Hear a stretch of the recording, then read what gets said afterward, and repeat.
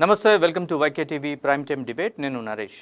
ఏపీలో త్వరలో జరిగే స్థానిక సంస్థల ఎన్నికల్లో ఎక్కడ ఏకగ్రీవం అనే మాటే వినిపించకూడదు. ఎక్కడైనా ఏకగ్రీవం అయితే దానికి అక్కడ అసెంబ్లీ నియోజకవర్గ ఇన్ఛార్జిదే బాధ్యత. ఒకవేళ ఎంపీటీసీ జడ్పీటీసీ ఏకగ్రీవం అయిందో ఆ నియోజకవర్గ ఇన్ఛార్జికి వచ్చే అసెంబ్లీ ఎన్నికల్లో టికెట్ ఉండదు. ఈ బెదిరింపు మాటలు వైసీపీ అధినేత జగన్వి. ఇదే మనిషి తను అధికారంలో ఉన్నప్పుడు ఇవే ఏకగ్రీవాలకు మద్దతు పలికారు. వీలైనన్ని ఏకగ్రీవాలు మన ఖాతాలో పడాలని హుకుం జారీ చేశారు. అంతే. అధినేత మాటల్ని నెరవేర్చడానికి వైసీపీ శ్రేణులు చేసిన దాడులు, బెదిరింపులు ఎన్నో మరెన్నో, అరాచకాలు ఇంకెన్నో. మొత్తంగా అప్పట్లో మెజార్టీ స్థానాలు ఏకగ్రీవం అయ్యేలా చేశారు. దీన్ని తన పాలనకు ప్రజలిచ్చిన సర్టిఫికెట్గా ప్రచారం చేసుకున్నారు. కానీ అధికారంలో ఉంటే మాత్రం ఏకగ్రీవాలంటే ముద్దన్న జగన్ ఇప్పుడు మాత్రం వద్దు అనడం విశేషం. అందుకేనేమో అధినేత బెదిరింపులు చూసి ఆ పార్టీ శ్రేణులే ముక్కున వేలేసుకుంటున్నాయి. పవర్లో ఉంటే ఓ మాట, పవర్ పోతే మరో మాట అని అవాక్కవుతున్నాయి. బాస్లో పొలిటికల్ స్ట్రెస్ పెరిగిపోతోందా, ఎలక్షన్ ఫ్రస్ట్రేషన్ ఎక్కువ అవుతోందా అని కామెంట్స్ చేస్తున్నారు. నిజానికి స్థానిక సంస్థల ఎన్నికల్లో గ్రామాల్లో శాంతియుత వాతావరణం నెలకొనేందుకు వీలుగా కేంద్ర ప్రభుత్వమే ఏకగ్రీవాల్ని ప్రోత్సహిస్తోంది. ఏకగ్రీవం అయ్యే స్థానిక సంస్థలకు నగదు ప్రోత్సాహకాలు కూడా ఇస్తోంది. మరి రాజ్యాంగపరంగా జరిగే ఈ ప్రక్రియను కూడా జగన్ వద్దనడంపై అనేక ప్రశ్నలు, అనుమానాలు తలెత్తుతున్నాయి. ఈ అంశంపై ఇవాల్టి డిబేట్లో చర్చిద్దాం. ఇందులో మనతో జాయిన్ అయ్యారు అజయ్ వక్కంటి గారు, టీడీపీ నుంచి తెలుగు యువత అధికార ప్రతినిధి, అలాగే కాంగ్రెస్ నుంచి షేక్ సైదా గారు, ఏపీ కాంగ్రెస్ రాష్ట్ర అధికార ప్రతినిధి, బీజేపీ నుంచి పవన్ కుమార్ గారు, బీజేపీ రాష్ట్ర అధికార ప్రతినిధి.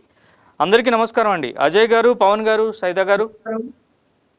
ముందుగా అజయ్ గారు మీతో స్టార్ట్ చేద్దాం. సో జగన్ ఏదైతే రాబోయే స్థానిక సంస్థల ఎన్నికల్లో ఏకగ్రీవం అయితే మీకు రాబోయే ఎలక్షన్స్లో ఎమ్మెల్యే టికెట్ ఉండదు అంటూ తన పార్టీ ఎమ్మెల్యేలకు కానీ నేతలకు కానీ జారీ చేసిన హుకుం, బెదిరింపులు ఎట్లా చూస్తోంది టీడీపీ? వాయిస్ వినిపించట్లేదండి. అజయ్ గారు వినపడుతోందా? Good evening sir. సో జగన్లో పొలిటికల్ స్ట్రెస్ పెరిగిపోతుంది అనిపిస్తోందా? 2029లో టికెట్ ఇవ్వము, స్థానికంలో కనుక ఏకగ్రీవం అయితే అంటూ తన క్యాడర్కి, పార్టీ నేతలకు ఆయన చేస్తున్న దిశానిర్దేశం చూస్తే ఏమనిపిస్తోంది? నరేష్ గారు, మీకు, కాంగ్రెస్ పార్టీ నాయకులు, సీనియర్ పొలిటీషియన్ సైదాన్న గారికి, సోదరుడు పవన్ గారికి, వైకే టీవీ గుడ్ ఈవినింగ్ అండి. Good evening sir. నరేష్ గారు, ఈ రాష్ట్రంలో ఈ రోజు కూటమి ప్రభుత్వం అధికారంలో ఉంది. 2019 నుండి 24 మధ్య ఉన్న వైఎస్ఆర్సీపీ ప్రభుత్వం ఈ రోజు కూటమి ప్రభుత్వం. మీరే ఇంట్రోలో చెప్పారు, ఆ రోజు జగన్మోహన్ రెడ్డి గారు ఏకగ్రీవాలు కావాలని హుకుం జారీ చేశారని. అవును నరేష్ గారు, మీరు సీనియర్ జర్నలిస్ట్. ఇంకొక 10-15 రోజుల్లో స్థానిక సంస్థ ఎలక్షన్ క్యాంపెయిన్ స్టార్ట్ కాబోతా ఉంది.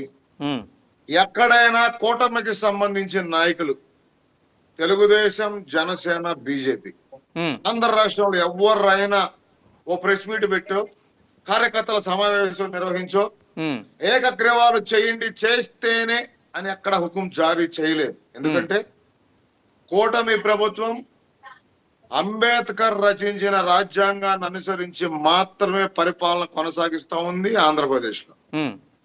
గతంలో 2019-24 మధ్య రాజారెడ్డి రచించిన రాజ్యాంగాన్ని అనుసరించి జగన్మోహన్ రెడ్డి గారు పరిపాలన కొనసాగించారు. నరేష్ గారు, గతంలో ఆ రోజు కరోనా సమయంలో ఎస్ఈసి కరోనా పెరుగుతా ఉంది, ఇట్లాంటి సమయంలో ఎలక్షన్ పెడితే రాష్ట్ర ప్రజలు ఇబ్బంది పడతారు అన్నప్పుడు కూడా వైఎస్ఆర్సీపీ ప్రభుత్వం ఆ రోజు ఎస్ఈసికి కూడా కులాన్ని ఆపాదించి ఆ రోజు ఎన్ని దుష్ప్రచారాలు చేసింది, ఎన్ని విష ప్రచారాలు చేసింది. ఆ తర్వాత జరిగిన స్థానిక సంస్థ ఎలక్షన్స్ లో ఈ రాష్ట్రంలో ఎవరైనా ప్రజాస్వామ్యయుతంగా నామినేషన్ వేసే పరిస్థితి ఆ రోజు ఈ రాష్ట్రంలో ఉందా నరేష్ గారు? నేను మీకు ఒక విషయం గుర్తు చేస్తాను నరేష్ గారు. ఆ రోజు ఈ రాష్ట్రంలో ఉన్న మహిళలు ఎక్కడైనా పోటీ చేసే క్రమంలో నేను మీ ద్వారా నేను ఉటంకించలేని ఆ విషయాన్ని, నామినేషన్ పత్రాలు దాచిపెట్టుకొని, ఎక్కడ దాచిపెట్టుకున్నారో కూడా నేను మీ మీడియాలో ఉటంకించలేదు. ఎందుకంటే నాకు కూడా అది చాలా సిగ్గుగా ఉంది ఆ విషయాన్ని నేను మీ ద్వారా చెప్పాలంటే. దాచిపెట్టుకొని లోపలికి వచ్చి నామినేషన్ వేసే పరిస్థితి కల్పించిన వైఎస్ఆర్సీపీ ప్రభుత్వం ఎక్కడ? ఈ రోజు నరేష్ గారు మీ ద్వారా యావత్ ఆంధ్రప్రదేశ్ కి కూటమిలో ఉన్న నాయకుడుగా నేను ఒక విషయం తెలియజేయదలుచుకున్నా. రాబోయే సార్వత్రిక ఎన్నికలు గ్రామ పంచాయతీల నుండి ఎంపీటీసీలు, జెడ్పీటీసీలు, కౌన్సిలర్లు, ఎంపీపీలు, జెడ్పీటీసీలు, మున్సిపల్ చైర్మన్లు, మేయర్లు ప్రజాస్వామ్యయుతంగా జరుగుతాయి.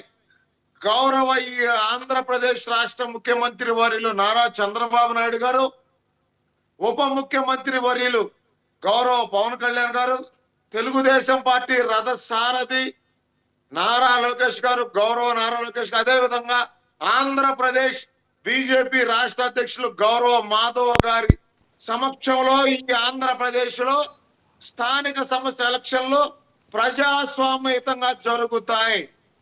మీరందరూ ప్రజాస్వామ్యయుతంగా నామినేషన్లు వేసుకోవచ్చు. ప్రజాస్వామ్యయుతంగా మీరందరూ ప్రతి కుటుంబాన్ని టచ్ చేసి ఓటు అడగొచ్చు. నరేష్ గారు, మీ ద్వారా ఈ రాష్ట్ర ప్రజలకి వైఎస్ఆర్సీపీ పార్టీకి ఒక విషయం తెలియదలుచుకున్నా.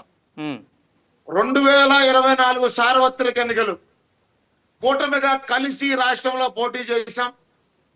ప్రజలకు ఒక భరోసా ఇవ్వగలిగాం. ప్రజలు మేము కూటమిగా ఇచ్చిన భరోసాని నమ్మి ప్రభంజన విజయాన్ని మా కట్టబెట్టారు కూటమిగా. ఈ 2 సంవత్సరాల పరిపాలనా సమయంలో సంక్షేమ కార్యక్రమాలు, అభివృద్ధి, ప్రభుత్వ రంగంలో ఉద్యోగ కల్పన, అదే రకంగా ప్రైవేట్ రంగంలో ఉద్యోగ కల్పన కూటమి ఏ విధంగా ముందుకెళ్తా ఉంది. నరేష్ గారు, వైఎస్ఆర్సీపీ నాయకులు అడగొచ్చు, మీరు చెప్పిన సంక్షేమ కార్యక్రమాలు 100% పూర్తి చేశారా అని. ఖచ్చితంగా మీ ద్వారా రాష్ట్ర ప్రజలకు తెలియజేయాలి నరేష్ గారు. 2019 నుండి 24 మధ్య మీ విధ్వంసకర పరిపాలన, దోపిడీ పరిపాలన, మీ సైకో విధానంతో ఈ రాష్ట్రాన్ని అప్పుల ఆంధ్రప్రదేశ్ గా తయారు చేస్తే, ఈ రోజు కేంద్ర ప్రభుత్వ సహాయ సహకారాలతో గౌరవ నారా చంద్రబాబు నాయుడు గారు ఏ విధంగా ఈ రాష్ట్రాన్ని అభివృద్ధిలో, సంక్షేమంలో పరుగులు పెట్టిస్తా ఉన్నారు. తద్వారా మీ ద్వారా కొన్ని సంక్షేమ కార్యక్రమాలు మేము చెప్పిన దాంట్లో 80% పూర్తి చేశాం, ఇంకో 20% పూర్తి చేయాలి. నరేష్ గారు, ఈ రోజు వైఎస్ఆర్సీపీ మాట్లాడుతా ఉంది, గౌరవ మాజీ ముఖ్యమంత్రి వర్యులు జగన్మోహన్ రెడ్డి మాట్లాడుతా ఉన్నాడు. ఏమని మాట్లాడుతా ఉన్నాడు? ఏకగ్రీవాలకు నేను ఒప్పుకోను, మీరు ఖచ్చితంగా పోటీ చేయాల్సిందే అంటే. దీంట్లో మీరు ఒక గూఢార్థం మీరు ఆలోచించాలి నరేష్ గారు, సీనియర్ జర్నలిస్ట్ మీరు కూడా. 2019 నుండి 24 మధ్య మన విష ప్రచారంతో అధికారంలోకి వచ్చాం. వివిధ రాష్ట్రంలో ఉన్న అన్ని రకాలుగా దోపిడీ చేశాం. మీరందరూ దోచుకున్నారు నాతో పాటు. ఖచ్చితంగా ఇప్పుడు జరగబోయే స్థానిక సంస్థ ఎలక్షన్స్ లో మీరందరూ నాతో పాటు దోచుకున్న డబ్బులు నేను ఖర్చు పెడతా, మీరు ఖర్చు పెట్టాల్సిందే. ఖర్చు పెట్టకపోయినా, మీరు నామినేషన్ వేయకపోయినా మీకు ఎమ్మెల్యే టికెట్ లేదు అని వాళ్ళ జగన్మోహన్ రెడ్డి గారు మాట్లాడుతా ఉన్నారంటే ఓటమిని ఒప్పుకున్నారు. నేను సూటిగా మీ ద్వారా యావత్ రాష్ట్రంలో ఉన్న ప్రజలతో పాటు వైఎస్ఆర్సీపీ నాయకులను అడుగుతా ఉన్నా, 2 సంవత్సరాలు ఈ రాష్ట్రంలో జరిగిన సుపరిపాలన కూటమిగా కేంద్ర ప్రభుత్వ సహాయ సహకారాలతో మేము ఏం చేస్తా ఉన్నాము అనే దాని మీదే మేము నామినేషన్లు వేస్తాము. కూటమిగా ప్రజల వద్దకు వెళతాం, మేము ఓటు అడుగుతాం, విజయ దుందుబి మోగించబోతా ఉన్నాం కూటమిగా కలిసి. నరేష్ గారు, ఈ రోజు మీకు ఆ ధైర్యం లేదు కాబట్టి దోచుకున్న డబ్బుల్ని బయటకు తీయండి, విధ్వంసాలు చేయండి. నామినేషన్లు వేసిన తర్వాత కూడా మనం గెలవం కాబట్టి ప్రతి గ్రామం నుంచి మేయర్ వరకు విధ్వంసాలు చేయండి. మీ దగ్గర ఉన్న డబ్బులు, మీరు దోచుకున్న డబ్బులతో రాష్ట్రంలో విధ్వంసాలు చేసి జరుగుతున్న స్థానిక సంస్థలు రేపొద్దున కూటమి గెలిస్తే, ఇదిగో చూసారా, ఇది విజయం కాదు, భయభ్రాంతులకు గురి చేసి గెలిచారని చెప్పటానికి తను సిద్ధంగా ఉంటే, నరేష్ గారు మీ ద్వారా యావత్ ఆంధ్రప్రదేశ్ ప్రజల్ని మీ ద్వారా ఇంకొక విషయం గుర్తు చేస్తా అడుగుతా ఉన్నా. 2019 మీరు గెలిచిన తర్వాత 2021 తర్వాత జరిగిన సార్వత్రిక ఎన్నికల్లో ఈ రాష్ట్రంలో మీరు చేసిన విధ్వంసాలు, ఉమ్, మాచర్ల నియోజకవర్గానికి మా పార్టీకి సంబంధించిన ఆ రోజు నాయకులు గౌరవ ఎమ్మెల్యే బోండా ఉమా గారు, ఉమ్, ఈ రోజు విజయవాడ ఇన్ఛార్జి గౌరవ బుద్ధా వెంకన్న గారిని మాచర్ల నియోజకవర్గానికి ఇన్ఛార్జీలుగా పంపిస్తే ఉమ్, ఆ రోజు తులకా కిషోర్ గారి చేత ఉమ్. ఆ రోజు మీరు ఏ రకంగా భయభ్రాంతులకు గురి చేసి విధ్వంసం సృష్టించారు. తర్వాత ఆ తుర్కా కిషోర్ ఏ కి సామాజిక మున్సిపల్ వర్గానికి చైర్మన్ పదవి సంబంధించిన ఇచ్చినట్టున్నారు ఈరోజు కదా. తర్వాత మా సోదరు ఆ తుర్కా కిషోర్ కి మున్సిపల్ చైర్మన్ ఇచ్చినట్టున్నారు కదా. తర్వాత శాసన మండలికి పంపించాం. ఉమ్. నరేష్ గారు, మీ ద్వారా ఈ రాష్ట్ర ప్రజలకు నేను చాలా అంశాలు చెప్పాలి. ఒక్క నిమిషం అజయ్ గారు ఒక్క నిమిషం మిగతా గెస్ట్లతో మాట్లాడదా, మీరు చెప్పాలనుకున్న అంశాలు నరేష్ గారు నెక్స్ట్ రౌండ్ లో చెప్తారు. ఒక్క నిమిషం అజయ్ గారు కంక్లూడ్ చేస్తా. మీరు చెప్పాలనుకున్న అంశాలు, ఆ రోజు జరిగినటువంటి హింస, స్థానిక సంస్థల ఎన్నికల్లో ఆ రోజు జరిగిన హింస, ప్రతిపక్ష నేతలపై దాడులు ఏకగ్రీవాలు అవ్వకుండా ఎలా చేశారనేది మళ్ళీ నెక్స్ట్ రౌండ్లో మాట్లాడదాం. ఒక్కసారి మిగతా గెస్ట్లతో మాట్లాడదాము. సైదా గారు గుడ్ ఈవినింగ్. నరేష్ గారు, సైదా గారు, జగన్మోహన్ రెడ్డి వ్యాఖ్యలను ఎట్లా చూస్తారు? ఏకగ్రీవం అయితే స్థానిక సంస్థల ఎన్నికల్లో మీకు అసెంబ్లీ టికెట్ కట్ అంటూ తన పార్టీ నేతలకు, ఎమ్మెల్యే ఎవరైతే ఉన్నారో వాళ్ళందరికీ ఒక హుకుం జారీ చేయడం, ఒక హెచ్చరిక జారీ చేయడాన్ని ఎట్లా చూస్తారు? నరేష్ గారు, మీకు పేరున్నటువంటి సోదరులు తెలుగు యువత రాష్ట్ర అధికార ప్రతినిధి ఒక్కంటి అజయ్ గారు, అలాగే బీజేపీ రాష్ట్ర అధికార ప్రతినిధి సోదరుడు పవన్ కుమార్ గారు, అలాగే ఓకేటీవీ న్యూస్ వీక్షకులందరూ కూడా నమస్కారం. నిజంగా నిన్న రాష్ట్ర మాజీ ముఖ్యమంత్రి గారు, వైఎస్ఆర్సీపీ రాష్ట్ర అధ్యక్షులు వైఎస్ జగన్మోహన్ రెడ్డి గారు నిన్న తాడేపల్లిలోని పార్టీ కార్యాలయంలో ఎమ్మెల్యేలు, మాజీ మంత్రులు, అలాగే ఆ పార్టీకి చెందినటువంటి ఇన్ఛార్జీలు, సెగ్మెంట్ ఇన్ఛార్జీలు, అవును చెప్తున్నా, నియోజకవర్గ ఇన్ఛార్జీలతో కలిపి ఒక సమావేశాన్ని ఏర్పాటు చేసి ఆ యొక్క సమావేశంలో స్థానిక సంస్థల ఎన్నికలే లక్ష్యంగా ఒక దిశానిర్దేశం చేస్తూ ఆయన మాట్లాడినటువంటి తీరు నిజంగా ఆశ్చర్యాన్ని కలుగుతా ఉంది. రాజకీయ పరిశీలకులందరూ కూడా ఏంది ముఖ్యమంత్రిగా పనిచేసినటువంటి ఈ విధంగా మాట్లాడుతున్నాడు అనేది జనాలు ఒక రకంగా ఈయనకేమన్నా మతి భ్రమించిందన్న టైప్ లో కూడా ప్రజలు ఆలోచిస్తున్నారు, విశ్లేషణ చేస్తారు. ముఖ్యంగా ఒక రాష్ట్ర పార్టీకి అధ్యక్షుడై ఉండి, మాజీ ముఖ్యమంత్రి అయి ఉండి, తమ క్యాడర్ ని ఉత్సాహపరచడం కోసం మీరు సమర్థవంతంగా పోరాడండి, ఎన్నికల్లో పోటీ చేయండి, గెలిపే లక్ష్యంగా పనిచేయండి, మీకు అండగా ఉంటానని చెప్పి మాట్లాడటం ఎక్కడ తప్పులేదు. కానీ ఎక్కడైనా ఏకాగ్రీవాలు జరిగితే మీ తాట తీస్తా, మీ టికెట్లు కట్ చేస్తా అని చెప్పి మాట్లాడటం అంటే ఇది రాజ్యాంగ వ్యతిరేక చర్య, ఎలక్షన్ నిబంధనలకు ఇది వ్యతిరేకం. నేను ఒకటే కోరుతా ఉన్నా, ఒక మాజీ ముఖ్యమంత్రి ఒక రాష్ట్ర పార్టీకి, ఒక పార్టీకి అధ్యక్షుడై ఉండి ఈ విధంగా మాట్లాడటాన్ని ఎలక్షన్ కమిషన్ సుమోటోగా కేసు నమోదు చేయించాల్సిన అవసరం ఉంది. ఎందుకంటే ప్రభుత్వమే కోరుతా ఉంది, గ్రామాల్లో ఎక్కడ అలజడులు లేకుండా, గొడవలు లేకుండా ప్రశాంతంగా ఎన్నికలు నిర్వహిస్తే ఆ యొక్క గ్రామ పంచాయతీకి కానివ్వండి, మున్సిపాలిటీకి కానివ్వండి, లేకపోతే జిల్లా పరిషత్కి కానివ్వండి ప్రోత్సాహకాలు ఇస్తామని చెప్పారు. గతంలో మనం చూసాం. అలాంటి ప్రోత్సాహకాలతోటి ప్రభుత్వం ఆ యొక్క గ్రామంలో అభివృద్ధి చేసుకోవడానికి అవకాశం ఏర్పడింది. గ్రామ కక్షలు ఉండవు. ఇది గ్రామ స్వరాజ్యానికి మహాత్మా గాంధీ కలగన్నట్టుగా గ్రామ స్వరాజ్యానికి ఇది ఒక మెట్టులాగా ఉంటుందని చెప్పి ప్రభుత్వం ఆ రోజు చెప్పినటువంటి పరిస్థితి. కానీ ఈ యొక్క జగన్మోహన్ రెడ్డి గారేమో అవన్నీ కుదరదు, ఏది ఏమైనా సరే మీరు ఏకాగ్రీవాలు ఎక్కడైనా జరిగినాయి అంటే మాత్రం మీ సంగతి మీ తాట తీస్తారన్నట్టుగా మీరు ఒక హెచ్చరిక ఆ నియోజకవర్గ ఇన్ఛార్జీలకు, ఎమ్మెల్యేలకు, మంత్రులకి ఆయన చెప్పినట్లుగా మనకు అర్థమవుతుంది. దీనివల్ల నిజంగా గ్రామాల్లో మళ్ళా యాక్షన్ రాజకీయాలు ఉసుకొల్పడానికి ఇది ఒక అవకాశం ఏర్పడుతుంది. దీనివల్ల శాంతి భద్రతలు లోపించే పరిస్థితులు ఏర్పడుతుంది. ఎందుకంటే తన అధికారంలో ఉన్నప్పుడు ఒక మాట, ఇప్పుడు అధికారం లేదు కాబట్టి మరొక మాట మాట్లాడటం అనేది 2 నాలుకల ధోరణి అనేది. అప్పుడేమో ఏకగ్రీవాలు ముద్దు, ఇప్పుడేమో వద్దు. అదే అప్పుడేమో ముద్దు ఇప్పుడేమో వద్దు అంటే ఇది నిజంగా ఇది ఇది సమంజసం కాదు. ఏది ఏమైనా సరే నేను ఒకటే కొడతా ఉన్నా ఈ ప్రభుత్వాన్ని, ఉమ్, ఆయన మాట్లాడినటువంటి మాటల్ని, వీడియో క్లిప్పింగ్స్ ని, మీడియాలో వచ్చినటువంటి కథనాలను ఆధారంగా తీసుకొని ఉమ్, సుమోటోగా ఎలక్షన్ కమిషన్ దీని మీద చర్యలు తీసుకోవాలి. ఉమ్, అవసరమైతే ఆ యొక్క పార్టీ యొక్క ఏమంటారు రిజిస్ట్రేషన్ కూడా రద్దు చేసే విధంగా చర్యలు తీసుకోవాలని చెప్పి నేను కోరుతా ఉన్నా. ఉమ్, స్టేట్ ఎలక్షన్ కమిషన్ ఈ నిర్ణయం తీసుకుంటుందా, లేకపోతే సెంట్రల్ ఎలక్షన్ కమిషన్ ఈ నిర్ణయం తీసుకుంటుందా, మరి ఏం చేస్తారో మనం చూడాలి. ఉమ్, అయితే ఒకటే కోరుతా ఉన్నా, ఇలాగే వదిలిపెట్టుకుంటా పోతా ఉంటే, ఏదో మాట్లాడాడులే నోటిదోల మనిషి అని చెప్పి అనుకుంటా పోతే ఉమ్, రేపు ఇంకొకటి మాట్లాడతాడు. ఈ రాజ్యాంగపరమైనటువంటి చట్టబద్ధమైనటువంటి సంస్థలకి ఇంక ఇలువే ఉంటుంది. ఉమ్, ప్రభుత్వం చేసినటువంటి శాసనాలకి దీనికి క్రెడిబిలిటీ ఏముంటుంది? ఎవరైనా మాట్లాడుతుంది ఇదే విధంగా. ఇది సమంజసం కాదని నేను కోరుతాను.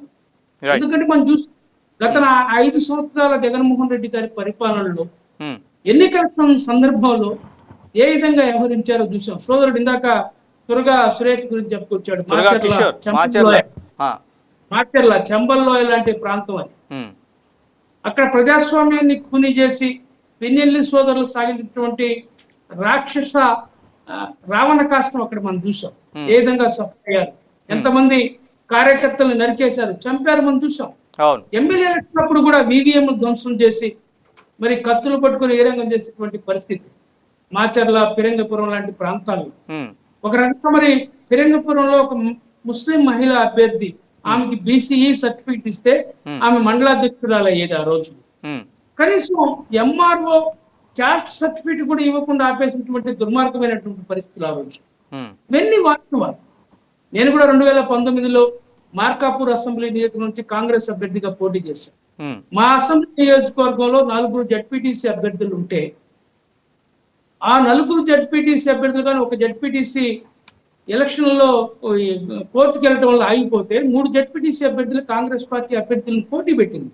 ఉమ్, నిలబెడితే దాన్ని వేకాగ్రం చేయడానికి కోసం వైసీపీ సకల విధాల ప్రయత్నం చేసింది. ఉమ్, సామధాన దండోపాయాలు ఉపయోగించింది, ఉమ్, ప్రజలు తీసుకొచ్చారు. కానీ ఆ యొక్క 3 అభ్యర్థుల్ని కాపాడుకోవడం కోసం కాంగ్రెస్ పార్టీ ఆ రోజు మేము తీవ్రంగా ప్రయత్నం చేసాం. ఉమ్, ఎలక్షన్ జరిగే విధంగా అక్కడ మేము చర్యలు తీసుకున్నాం. ఎందుకంటే ఆ రోజు నాకు గుర్తుకొస్తా ఉంది ఈ సందర్భం కాబట్టి నేను చెప్తా ఉన్నా, లేకపోతే నేను చెప్పను. ఉమ్, ఎందుకంటే ఆ రోజు అధికారంలో ఉన్నటువంటి వైసీపీ ప్రభుత్వం ఆ రోజు మరి ఏ విధంగా చేశారు, ఈ రోజు మరి ఈ విధంగా మాట్లాడటంలో ఆంతర్యం ఏందో నాకైతే అర్థం కాదు. ఇది సమంజసం కాదు. ఏదైనా సరే ప్రభుత్వం దీన్ని స్పందించాలి. ఎలక్షన్ కమిషన్ ఎవరైతే ఉన్నారో ఎలక్షన్ కమిషన్ దీని మీద మరి సుమోటోగా కేసు స్వీకరించాలో, అలాగే హైకోర్టు కూడా దీని మీద సుమోటోగా మరి దీని మీద కేసు నమోదు చేసే విధంగా ప్రభుత్వం చర్యలు తీసుకోవాలని చెప్పి మీ ద్వారా కోరుతా ఉన్నా. మరొక విచిత్రమైన ఘటన తెలుసా, ఆ రోజు ఉన్నటువంటి ఎలక్షన్ కమిషనర్ నిమ్మగడ్డ ప్రసాద్ గారు. నిమ్మగడ్డ ప్రసాద్ గారా, నిమ్మగడ్డ వెంకటకృష్ణ గారా? ప్రసాద్ గారు. ప్రసాద్ గారు అన్న. అదే నిమ్మగడ్డ ప్రసాద్ గారు నిజంగా ఆ రోజు పాపం ఆయన ఓటు కూడా ఆయన హైదరాబాద్ లో ఉంటూ తన ఓటుని తెనాలి దగ్గర ఆయన పక్కన సొంతూరులో ఓటు రాయించుకోవడానికి ఆయన ఓటు కూడా రాయడానికి ఒప్పుకున్నటువంటి దుర్మార్గమైన పరిస్థితి మనం చూసాం కదా. ఒక ఎలక్షన్ కమిషనర్ ఆయనకే ఓటు రాయించుకోవడానికి ఇబ్బంది పడ్డాడంటే ఎంత దుర్మార్గంగా పరిపాలన నడిచింది. ఇప్పుడు వాళ్ళే మీరు ఏమైనా సరే ఏకాగ్రీవాలు జరగడానికి వీలు లేదని చెప్పి మాట్లాడుతూ ఉంటే ఇది మరో ఈ యొక్క లోకల్ బాడీ ఎలక్షన్స్ లో శాంతి భద్రతలు లోపించే పరిస్థితులు స్పష్టంగా కనిపిస్తా ఉన్నాయి. దీనికి మరి కేంద్ర రాష్ట్ర ప్రభుత్వాలు ఆలోచన చేయాల్సిన అవసరం ఉంది. ఇలాంటి వ్యక్తులు మాట్లాడటం, ఎందుకంటే రేపు ఎమ్మెల్యేగా పోటీ చేసేవాడికి ఆయన టికెట్ ఇవ్వనంటే వాడు ఏం చేస్తాడు, బరితెగిస్తాడు, డబ్బులు పెడతాడు, రౌడీజం చేస్తాడు. తన లక్ష్యం ఎమ్మెల్యే కావాలా, ఎమ్మెల్యే టికెట్ ఇవ్వని అంటున్నాడు జగన్మోహన్ రెడ్డి. కాబట్టి ఏం చేయాలా, అతను తెగించి పోరాటం చేయాలా, వాళ్ళ కార్యకర్తలను పనంగా పెట్టాలా, ఎదుటిగా ప్రతిపక్ష పార్టీ కార్యకర్తల్ని ఇబ్బంది పెట్టాలా, వాళ్ళ పార్టీ కార్యాలయాన్ని ధ్వంసం చేయాలా, ఈ విధంగా చేసి మళ్ళీ గెలవాలా అనేటువంటి ఆలోచనకు వస్తే ఈ రాష్ట్రంలో ఈ దేశంలో ప్రజాస్వామ్యం మనగలిగిద్దని చెప్పి అడుగుతా ఉన్నా. నరేష్ గారు నేను ఒకటి కోరుతా ఉన్నా, చివరగా ఈ రాష్ట్ర కేంద్ర ప్రభుత్వాలు జగన్మోహన్ రెడ్డి గారు నిన్న మాట్లాడినటువంటి మాటల్ని సుమోటోగా తీసుకుని కేసు నమోదు చేయించాల్సినటువంటి బాధ్యత చంద్రబాబు నాయుడు గారికి ఉంది. అని చెప్పి నేను మీ ద్వారా తెలియజేస్తాను. రైట్. పవన్ గారు నమస్తే. పవన్ గారు, జగన్మోహన్ రెడ్డి వ్యాఖ్యల్ని ఏకగ్రీవం జరిగితే అసెంబ్లీ టికెట్ ఉండదు అనేటువంటి ఈ వ్యాఖ్యలు రాజ్యాంగపరంగా జరిగే ఈ ప్రక్రియని ఏదైతే ఏకగ్రీవాల ప్రక్రియ ఉందో దాన్ని జగన్ వద్దనడాన్ని ఎట్లా చూస్తోంది బీజేపీ? ముందుగా ప్యానల్లో ఉండే అజయ్ గారికి, షేక్ సైరా గారికి, వైకే టీవీ వీక్షకులందరికీ నమస్కారం. ఏదైతే జగన్మోహన్ రెడ్డి గారికి ఉన్నటువంటి ఛానల్ ద్వారా అయిన ఉండొచ్చు, పేపర్ల ద్వారా ఉండొచ్చు, ఆయనకున్న వ్యవస్థల ద్వారా ఏదైతే వచ్చే స్థానిక సంస్థల ఎన్నికల్లో వాళ్ళకి సగానికి పైగా ఏకగ్రీవం అవుతాయి, ఎనామస్ అవుతాయని చెప్పి వారికి ఉన్న సమాచారం అయి ఉంటుందని మా ఆలోచన. ఏదైతే కూటమి ప్రభుత్వం కేంద్ర డబుల్ ఇంజిన్ సర్కారు కేంద్రంలో రాష్ట్రంలో ఎన్డీఏ కూటమి దూసుకు వెళ్తుంది. ప్రతి చోట కూడా రాష్ట్రాన్ని అనేక విధాలుగా అభివృద్ధి పథంలో తీసుకువెళ్తుంది. ఏదైతే ఇంకో విషయం ఏంటంటే స్థానిక సంస్థల ఎన్నికల్లో ఎవరైతే వ్యక్తి ప్రభావం ఉన్నప్పటికీ కూడా ఆ స్థానిక ఎమ్మెల్యే వీళ్ళకి 11 సీట్లు మాత్రమే వచ్చినాయి వైసీపీకి. అనేక చోట్ల ఎమ్మెల్యే ఎంపీలు అందరూ కూడా కూటమి వాళ్ళే రావడం, అక్కడ అభివృద్ధి జరగాలంటే ప్రజలు కూడా ఆలోచిస్తారు. ఏదైతే స్థానికంగా ఎమ్మెల్యే నిధులు తీసుకురావాలన్నా, ఎంపీ నిధులు తీసుకురా స్థానికంగా అక్కడ ఆ వార్డులో కానీ, ఆ పంచాయతీలో కానీ, ఆ ఎంపీడీసీ పరిధిలో కానీ ఏదైతే ఉందో అభివృద్ధి చెందాలంటే అధికారులు ఉన్న పార్టీకే పరిగణలో తీసుకుంటారు. కాబట్టి వీళ్ళకి 11 సీట్లు వచ్చినాయి. దీంతో ఏంటంటే ఎక్కడా కూడా వాళ్ళకి అభ్యర్థులు కొరువయ్యే పరిస్థితి ఉంది.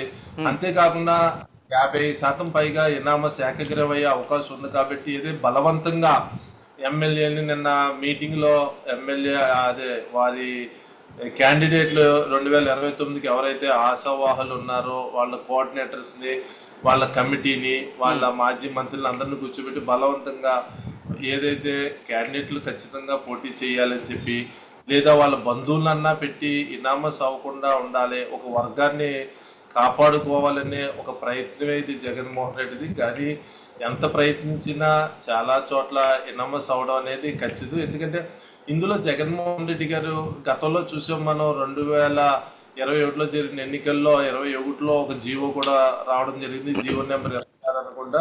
ఏదైతే పంచాయతీలు ఎనామస్ అయితే ప్రత్యేక ప్రోత్సాహకాలు వస్తాయని, మరి అయితే ఈ రకంగా జగన్మోహన్ రెడ్డి గారు పంచాయతీల అభివృద్ధికి వచ్చే ప్రత్యేక ప్రోత్సాహ నిధులకి పాలట్టు పెడుతున్న సందర్భంగా కూడా మనం అంటే గ్రామాల అభివృద్ధిలో కూడా ఈయన ఆటంకం కల్పిస్తున్నట్టుగా మనం భావించాలి. ఇటువంటి చర్యలు ఆయన మాటలు చాలా దురదృష్టకరం. ఏంటంటే ఆయన దగ్గర 1,00,000 కోట్లకు పైగా అవినీతి ఆరోపణలు ఉన్నాయి. దాంతోపాటు వాళ్ళ ఎమ్మెల్యేలు, వాళ్ళ ఎంపీలు దాచుకున్న డబ్బుని మళ్ళీ బయటికి తీయాలి. డమ్మీగా అయినా క్యాండిడేట్లు ఎవరైతే ఇంట్రెస్ట్గా వచ్చిన క్యాండిడేట్ వాళ్ళ డబ్బులు వాళ్ళకి వచ్చి పెట్టుకుని వాళ్ళు ఇంట్రెస్టెడ్గా వాళ్ళు తిరిగి చేస్తారు.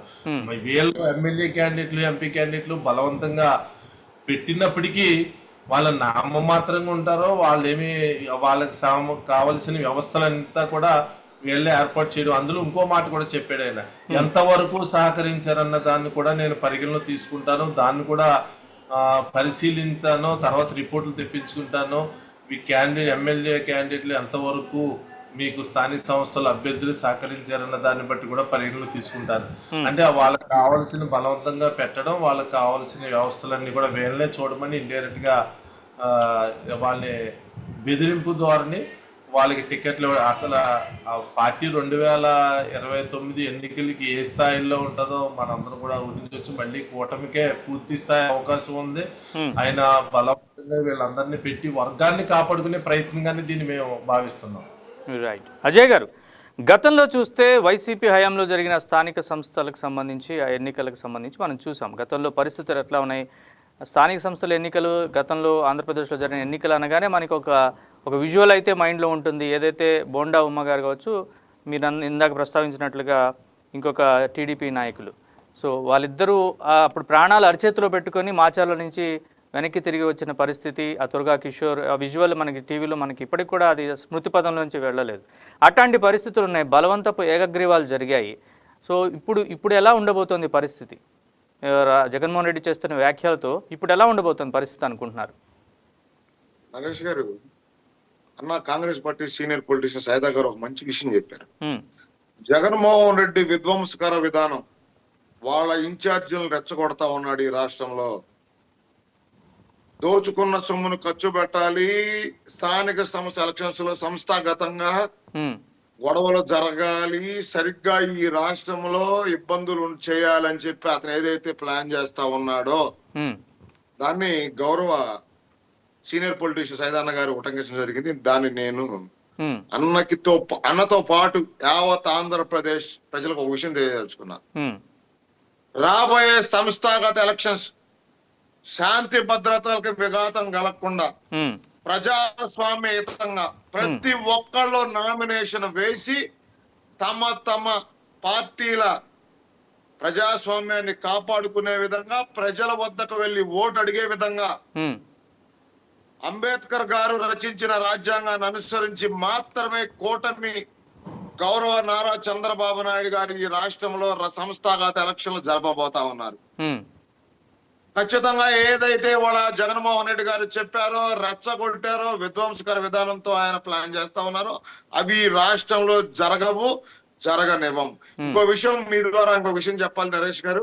ఆయన ఆ ప్రెస్ మీట్ లో ఇంకొక మాట మాట్లాడారు. ప్రెస్ మీట్ కాదు, వాళ్ళ నాయకులతో మాట్లాడుతూ తెలుగుదేశం పార్టీ ఎక్కడైనా విధ్వంసకర విధానాలకు పాల్పడినా లేదా పోటీ గొడవ చేయకుండా నామినేషన్, అసలు నిజంగా మాట్లాడాలంటే నరేష్ గారు మీ ద్వారా యావత్ రాష్ట్ర ప్రజలను అడుగుతా ఉన్నా, ఈ రోజు కూటమి ప్రపంచన విజయం 164 శాసనసభ్యులతో ఈ రాష్ట్రంలో మేము పరిపాలన కొనసాగిస్తున్న క్రమంలో నిజంగా తెలుగుదేశం పార్టీగా మేమే గనక వైఎస్ఆర్సీపీని ఇబ్బంది పెట్టాలి అనుకుంటే కనీసం వాళ్ళు నామినేషన్ పత్రాలు పట్టుకోగలరా?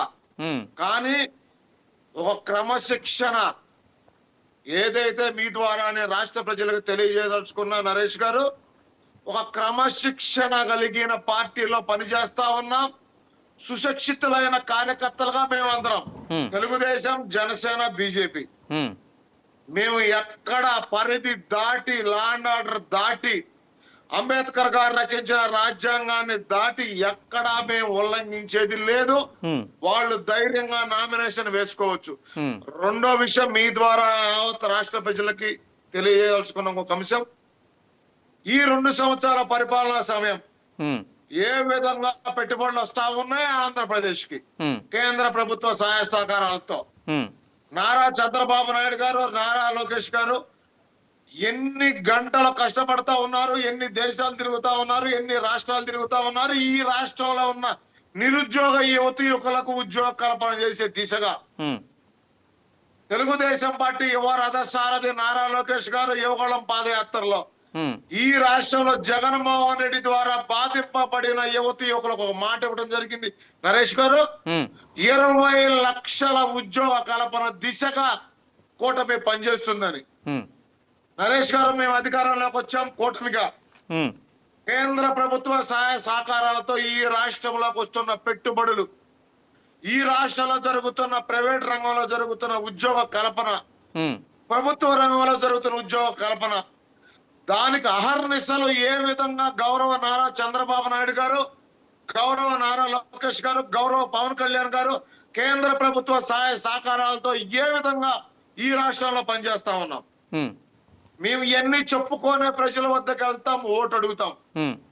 నరేష్ గారు, ఎక్కడ లా అండ్ ఆర్డర్ ఉల్లంఘించే విధంగా తెలుగుదేశం పార్టీ కానీ, జనసేన పార్టీ కానీ, బీజేపీ పార్టీ కానీ ఈ రాష్ట్రంలో రాబోయే సంస్థాగత ఎన్నికల్లో పని చెయ్యం. ఖచ్చితంగా మా అధినాయకత్వం ఇచ్చిన ఏదైతే నిర్ణయాలు ఉంటాయో, వాళ్ళు ఏదైతే నిర్ణయాలు తీసుకుంటారో ఆ నిర్ణయాలకు అనుగుణంగానే సంస్థాగతంగా ప్రజల్ని ఓటు అడుగుతాం తప్ప వీళ్ళ మాదిరి భయభ్రాంతులకు గురి చేసి.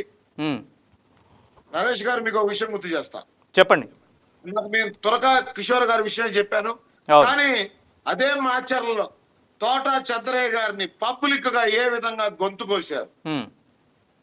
ఇవన్నీ చెప్పుకుంటా పోతే కొన్ని వందల హత్యలు వైఎస్ఆర్సీపీ ప్రభుత్వం ఏ విధంగా ఈ రాష్ట్రంలో చేసి స్థానిక సంస్థ ఎలక్షన్స్ లో మేము గెలిచామని డప్పు కొట్టుకుందో ఆ గెలుపు మాకు అవసరం లేదు నరేష్ గారు. ఈ రోజు ప్రజల్ని మేము చేస్తున్న సుపరిపాలన, సంక్షేమం, అభివృద్ధి మీదే ఓటు అడుగుతాం. మా గెలుపేంటో మేము కూడా తెలుసుకుంటాం. ఇంకా మేమేం చేయాలో కనుక్కుంటాం, ప్రజల వద్దకు వెళతాం. నరేష్ గారు మీకు ఇంకో విషయం గుర్తు చేస్తా. కానీ స్థానిక సమస్యలు ప్రధానంగా ఈ ఎలక్షన్స్ లో ప్రభావం చూపేవి స్థానిక సమస్యలే కదా. నరేష్ గారు మీకు ఆ విషయం నేను మీకు చెప్పాలనుకున్నా. ఈరోజు మీరు కరెక్ట్ గా దాన్ని గుర్తు చేశారు. జగన్మోహన్ రెడ్డి గారు ఇంట్లోంచి బయలుదేరితే పరదాలు, బారిగేట్లు, 10 కిలోమీటర్లు దాటితే హెలికాప్టర్. ఈ రోజు కూటమిలో ఆ పరిస్థితి లేదు నరేష్ గారు. గౌరవ ముఖ్యమంత్రి వర్యులు నారా చంద్రబాబు నాయుడు గారు, గౌరవ మంత్రి వర్యులు నారా లోకేష్ గారు, గౌరవ ఉప ముఖ్యమంత్రి వర్యులు పవన్ కళ్యాణ్ గారు, ఈ రాష్ట్ర బీజేపీ అధ్యక్షుడు గౌరవ మాధవ్ గారు ఏ విధంగా ప్రతి నిత్యం ప్రజలతో మమేకం అవుతా ఉన్నాం. నరేష్ గారు మీరు చూస్తున్నారు, సీనియర్ జర్నలిస్ట్ మీరు కూడా. ఎక్కడైనా ప్రజలకు మేము దూరంగా జరిగామా? నరేష్ గారు, ఒక ప్రభుత్వం రన్ అయ్యేటప్పుడు ఒక సంస్థాగతంగానైనా ప్రభుత్వ పరంగానైనా కొన్ని నిర్ణయాలు తీసుకున్నప్పుడు చిన్న చిన్న లోపాలు ఉంటాయి. నేను మీ ద్వారా ఈ రాష్ట్రంలో ఉన్న వైఎస్ఆర్సీ ప్రభుత్వాన్ని అడుగుతా ఉన్నా, ఎక్కడైనా మీరు సహేతుకమైన సూచనలు చేశారా? చర్చకు వచ్చారా? ఈ రోజు మీరు మాట్లాడుతా ఉన్నారు జగన్మోహన్ రెడ్డి మడమ తిప్పడం, మాట తప్పడని. నేను మీ ద్వారా సూటిగా మళ్ళీ అడుగుతా ఉన్నా, దమ్ము ధైర్యం ఉంటే మిమ్మల్ని రాష్ట్ర ప్రజలు 11 సీట్లు ఇచ్చి అసెంబ్లీకి రండి. ఏదైతే మీరు ఇంట్లో కూర్చొని రికార్డెడ్ ప్రెస్ మీట్లో కూటమి మీద విషం చిమ్ముతున్నారో, దమ్ము ధైర్యం ఉంటే అసెంబ్లీకి వచ్చి మాట్లాడండి. మీ దగ్గర సాక్ష్యాధారాలు ఉంటే యావత్ రాష్ట్ర ప్రజలకు చూపించండి. అక్కడ మేము సమాధానం చెప్పడానికి సిద్ధంగా ఉన్నాం. గతంలో నరేష్ గారు మీకు గుర్తు చేస్తా, మాకు 23 మంది సభ్యులు ఉన్నారు. అవును. ఆ రోజు మా దగ్గర నుండి ఒక 2-3 సభ్యులు అటు పక్కకి వెళ్ళారు. ఇదే జగన్మోహన్ రెడ్డి గారు అసెంబ్లీ సాక్షిగా జగన్మోహన్ రెడ్డి గారు చంద్రబాబు నాయుడు గారిని ఉదాహరణిస్తూ ఏం మాట్లాడారు? మీ దగ్గర నుంచి ఇంకొక 5 సభ్యుల్ని నేను లాక్కుంటే ప్రతిపక్ష హోదా కూడా దక్కదు, ప్రతిపక్ష హోదా ఉండదు. ఆ రోజు మాట్లాడిన మీరు ఈ రాష్ట్ర ప్రజలు మిమ్మల్ని ప్రతిపక్ష నాయకుడుగా కూడా చుట్టాకి ఇష్టం లేక ఓడిస్తే, ఇవాళ చంద్రబాబు నాయుడు గారు, గౌరవ స్పీకర్ గారు, గౌరవ కూటమి ప్రభుత్వం మాకు ప్రతిపక్ష హోదా ఇవ్వటం లేదు కాబట్టి మేము రాము అని నిస్సిగ్గుగా మిమ్మల్ని గెలిపించిన ప్రజల్ని అవహేళన చేస్తూ అసెంబ్లీకి రాని మీరు ఏకగ్రీవాల గురించి మాట్లాడే నైతిక హక్కు మీకుందా అని అడుగుతా ఉన్నా. నరేష్ గారు, ఈ రోజు మేము చెబుతా ఉన్నా, ఎక్కడ కూటమిగా తెలుగుదేశం గాని, జనసేన గాని, బీజేపీ గాని అధికారంలో ఉన్న మేము ఎక్కడ ఏకగ్రీవాలు చేయాల్సిందే అని హుకుం జారీ చేయాల్సిన అవసరం మాకు లేదు. నరేష్ గారు, రైట్, మీ ద్వారా వైఎస్ఆర్సీపీకి తెలియజేస్తా ఉన్నా, మేము చేస్తున్న పరిపాలన మీద మాకు నమ్మకం ఉంది, మా నాయకత్వం మీద మాకు నమ్మకం ఉంది, మా నాయకత్వం తీసుకున్న నిర్ణయాల మీద మాకు నమ్మకం ఉంది. మీరు ధైర్యంగా ముందుకొచ్చి నామినేషన్లు వేయండి, ప్రజల వద్దకు వెళ్ళండి. మిమ్మల్ని ప్రజలు అడుగుతారు. ఈ 2 సంవత్సరాల కూటమి పరిపాలనలో మీరు ఏ విధంగా ఉద్యోగ కల్పన అడ్డుకున్నారు, సంక్షేమ కార్యక్రమాలను అడ్డుకున్నారు, పెట్టుబడులను అడ్డుకున్నారు, కోర్టులకు వెళ్లి కేసులు వేశారు. ఈ రాష్ట్రంలో ఉన్న నిరుద్యోగ యువతీకుల జీవితాలతో ఇంకా మీరు ఏ విధంగా ఆటలాడుతున్నారో ప్రజలు అడుగుతారు. మాకేం సంబంధం నరేష్ గారు? రైట్, ఒక్క నిమిషం అజయ్ గారు, ఒక్క నిమిషం మాట్లాడదాం. సైదా గారు, గతంలో చూసాం మన పరిస్థితులు, బలవంతపు ఏకగ్రీవాలు అయ్యాయి, ఎన్నికల్లో హింస జరిగింది. ఇట్లాంటి పరిస్థితులు అభ్యర్థుల్ని అసలు నామినేషన్ వేసే పరిస్థితే లేదు ప్రతిపక్షాలకి. అటువంటి పరిస్థితులు చూసాం. ఇప్పుడు జగన్మోహన్ రెడ్డి ఇట్లా మాట్లాడడం, మీరు అన్నట్టుగా ఇందాక జగన్మోహన్ రెడ్డి అంటే ఒక టార్గెట్ ఓరియంటెడ్గా అసెంబ్లీ టికెట్ కట్ చేస్తాను మీరు ఏకగ్రీవాలు కనుక చేయకపోతే అని, ఏకగ్రీవాలు అవ్వకపోతే అనేది, ఇట్లా టార్గెట్ ఓరియంటెడ్గా ఇవి అల్టిమేట్గా వాళ్ళని ఒక హింసగా లేకపోతే ఇంకొక బరి తెగింపుగా దారితీసే అవకాశం ఉందని మీరు ఇందాక ఆందోళన కూడా వ్యక్తం చేశారు. ఇట్లాంటి మాటలు జగన్మోహన్ రెడ్డి ఎందుకు మాట్లాడుతున్నారు? అంటే ఏదైనా భయం ఉందా? లోకల్ ఎలక్షన్స్లో పార్టీ బలహీనంగా ఉందనే ఒక పరిస్థితి, అట్లాంటి భయం ఏమైనా లోపల జగన్మోహన్ రెడ్డిలో ఉందనుకుంటున్నారా? నరేష్ గారు, వాస్తవంగా మనం చూసినట్లయితే స్థానిక సంస్థల ఎన్నికలు అనేవి ఏ పార్టీ అధికారంలో ఉంటే ఆ పార్టీకి అనుకూలంగా ఉంటాయి. ఎందుకంటే ఇంకా 3 సంవత్సరాల సమయం ఉంది. ఇప్పుడు మనం ప్రతిపక్షానికి ఓట్లు వేసి మనం సాధించేది ఏంది? సర్పంచ్ గానో లేకపోతే జడ్పీటీసీ గానో మున్సిపల్ చైర్మన్ గానో మేయర్ గానో గెలుపొందితే అధికార పార్టీ వాళ్ళు గెలుపొందితే అభివృద్ధి చేయడానికి అవకాశం ఉంటుంది అనేటువంటి ఒక ఆలోచనతోటి ప్రజలు ఉంటారు. ఇది వాస్తవం. ఎందుకంటే ప్రభుత్వం మీద వ్యతిరేకత ఉంటే ఎమ్మెల్యే ఎలక్షన్ అప్పుడు వచ్చేటప్పటికి ఈ యొక్క అసమ్మతి మొత్తం కూడా ఆ రోజు పనిచేసింది. ఏ పార్టీ కోటేయాలో ఇవి కేవలం స్థానిక ఈ అంశాలే ప్రభావితం చూపిస్తాయి. ఎస్ ఎందుకంటే జనరల్ గా జరిగేటువంటి పని అది. అయితే ఇప్పుడు మనం గమనించాల్సిన విషయం ఏంటంటే జగన్మోహన్ రెడ్డి గారి మాటల్లో కూడా ఆయన ఎలా ఉన్నాడంటే ఈ 2.5 సంవత్సరాల కాలం పూర్తయిపోయింది, ఇప్పటికే ఈ ప్రభుత్వం మీద వ్యతిరేకత వచ్చేసింది, ప్రజలు మరి వాళ్ళ ఎక్స్పెక్టేషన్స్ అనుగుణంగా ఈ ప్రభుత్వం పనిచేయలేదు, అనేకమైనటువంటి సమస్యలు ఈ రాష్ట్రంలో నెలకొన్నాయి, కాబట్టి మనకి కొంత ఊరట కలిగేటువంటి అంశం ఇది. మీరు గట్టిగా ప్రయత్నం చేయండి, మీరు పోరాటం చేయండి, మీరు గట్టిగా నిలబడండి అనేటువంటి ఒక ఆలోచన బూస్ట్ చేసి మాట్లాడినటువంటి పరిస్థితి మనం చూస్తాము. అయితే తెలుగుదేశం వాళ్ళు అనుకుంటున్నట్టుగా కూటమి అనుకున్నట్లుగా ప్రజల్లో కూడా కొంత అసమ్మతి ఉందనేది వాస్తవం. ఎందుకంటే దేనికి చెప్పుకోవాలి, ఈరోజు కూటమి ప్రభుత్వం కేంద్రం డబుల్ ఇంజిన్ సర్కార్ ప్రభుత్వం ఉంది కాబట్టి కేంద్రం నుంచి తీసుకొచ్చో రాష్ట్రం ఉన్నటువంటి చంద్రబాబు గారి యొక్క 45 సంవత్సరాల రాజకీయ అనుభవంతో చేసేటువంటి కార్యక్రమాల ద్వారా కానివ్వండి కొంత అభివృద్ధి జరుగుతున్నప్పటికీ కూడా స్థానిక నాయకత్వం, ఎందుకంటే సోదరుడు మన అజయ్ గారికి కూడా తెలుసు, స్థానిక నాయకత్వం మీద ప్రజల్లో తీవ్రమైన వ్యతిరేకత ఉంది. ఇది వాస్తవం. శాసనసభ్యులు కానివ్వండి లేకపోతే శాసనసభ్యుల కుటుంబ సభ్యులు కానివ్వండి వైసీపీకి మించి మరి అవినీతి చేస్తున్నారంటే ఎలాంటి తేడాలు, ఇది వాస్తవం.